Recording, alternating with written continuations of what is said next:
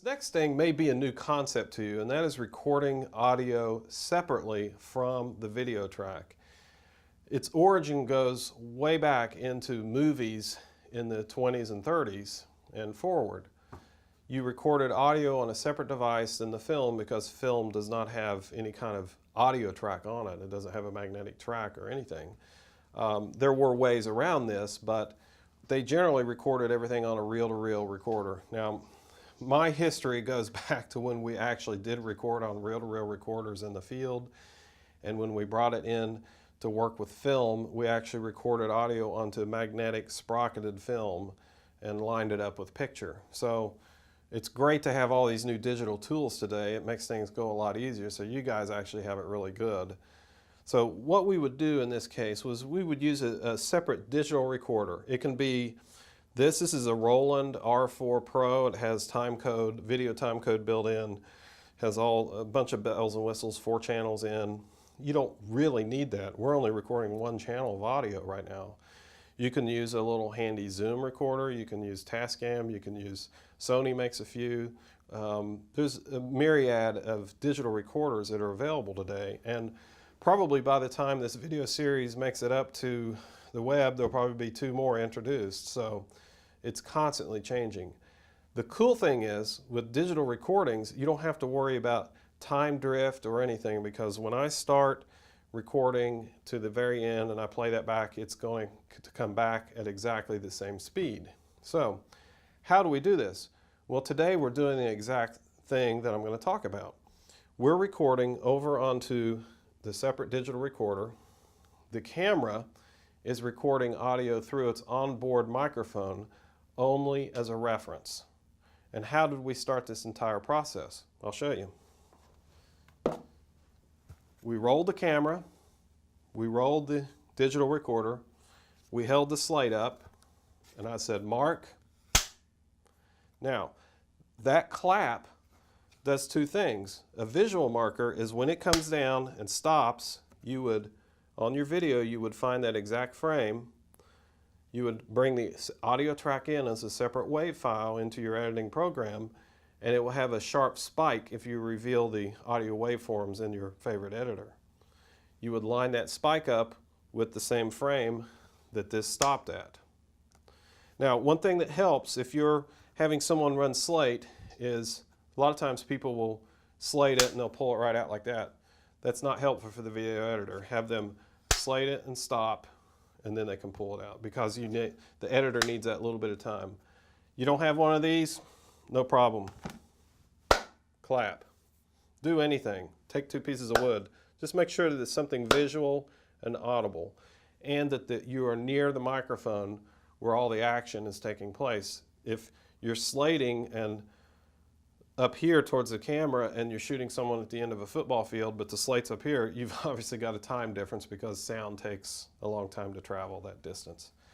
The other problem with slating like this with camera audio and a mic back there is the distance. If you are more than 20 to 30 feet away from your microphone and it's on the camera, you might have a problem lining up, so you're going to kind of have a visual lineup later. Now, why would you want to record something separately?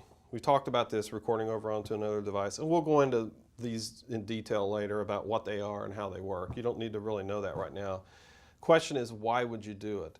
Well, we've talked about the microphones on the DSLRs. They're teeny tiny little holes in there, and they may record in stereo, mono, doesn't matter.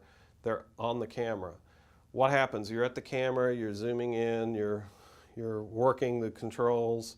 Well, you're also making sounds into the microphone because it's right there where your hands are and you're working. Also, it's at a distance. I've always said this to my students, that the only reason that a microphone is on a camera is because the marketing people put it on there. It really has no purpose. It sort of does as a reference. Maybe if you're shooting B-roll, it kind of works, but they're generally not very good microphones. The quality is limited. The other problem with shooting on DSLRs with audio is you say, well, there's an input on it. Yeah, it's a tiny 1/8 inch line or mic input, and that is not pro quality. The kind of stuff that we need in pro quality, even though that I know you guys have budgets, and I do too, typically it has a connector like this. It's an XLR connector. It has 3 pins. This has been around forever. It's basically a hot, a neutral, and a shield. And everything that comes through a DSLR is at a higher level than a lot of consumer equipment, and it rejects noise. There's good low background noise, low hiss, everything associated with it because it's a higher voltage level, higher audio level coming through. So when you buy these devices that plug into a DSLR and convert, let's say, microphones to a little 1/8" jack that goes in, they're decent, and they will work in a pinch, and for, you know, matching the quality of your recording to the quality of the program that you desire, is they work in that sense if it's something that's not really important. But if you're shooting something, some important interviews or some drama on your DSLR, you're going to want something a little bit better, because when you plug in through those devices into DSLR, there is a lot of noise associated with it. And that's basically a level problem. You have pro level, very loud, and you have consumer level, very soft. And when you try to bring that consumer level up to pro level, you get all the noise and hiss associated with unshielded 2-pin cables and microphones. The other issue you have with working with DSLRs and smaller video cameras is the control that you don't have over the audio. They build tons of video control into it, but you have very little audio control. And if you do, they're buried in menus somewhere, and you've got to dig down deep to find it. The metering on them is so-so. They don't really tell you enough information.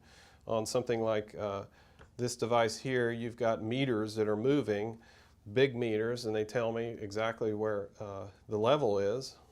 On a DSLR or a little camera, you sometimes don't see that. And quite frankly, you are worrying about the video. Last thing you want to do is have to worry about the audio at the same time. It takes your focus off what you're trying to do. So that's one major problem of it.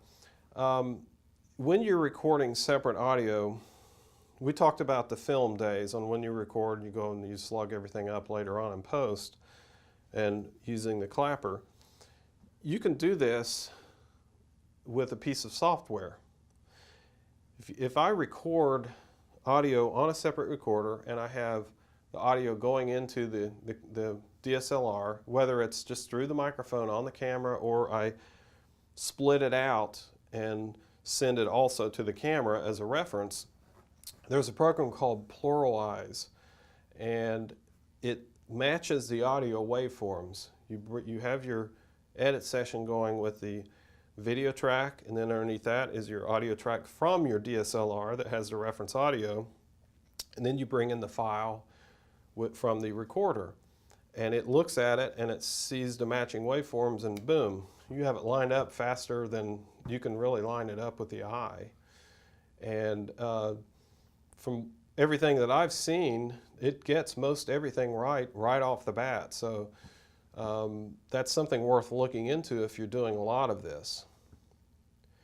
There's many other advantages to recording off onto a separate device. If you have a separate person doing this, and this is a big key, you have one person focusing just on the audio while you can focus on how everything looks.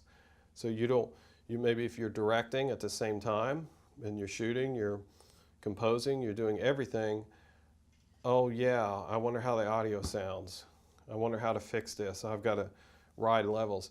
Somebody that just has a little bit of training can, over here on the mixer, on the recorder, can ride levels. And when things get too soft, they can bring them up. And then when they get too loud, they can bring them down. And they can be focusing on, is the microphone in the right place? Is there any sound? Like this microphone on me, if I have to bury this underneath clothing to hide it, is it rustling? Is it making noise? You know, how well is the audio being recorded so that we don't have to go in later and do a bunch of work in post and re-record it. So having a separate person run audio, holding the boom, anything like that is always a good thing. And you should try to build it into your budget, build it into your time, and build it into all your productions whenever possible. So I think this next series that we're going to do with this, the next episode, will be focusing on microphones and all of the different uses that we can have. We'll start off very basic and then start to get into the nitty-gritty of the microphones and different options that you have. Tune in next time.